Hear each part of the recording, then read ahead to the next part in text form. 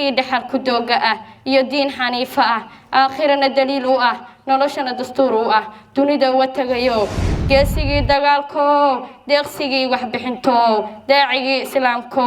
duco iyo salaamba ha noqdon dushaade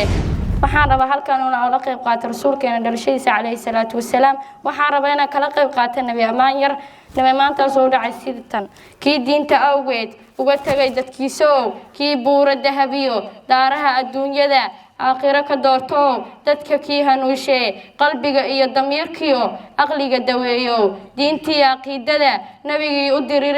ده يا حبيبي ومدالي الدنيا دوشة لنا جلال كمويه عدبلو مدايه كي دحر كدوغا يا دين حنيفة آخرنا دليل noloshana dastuur u dunida watagayo geesigii dagaalko deeqsigii wax bixinto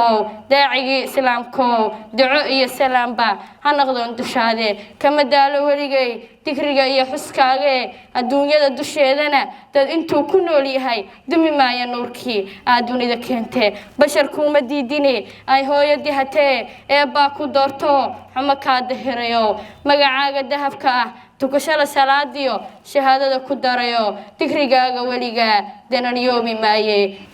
dayibkan jeclaayo daaha ya xabiibi kuwa daaqiga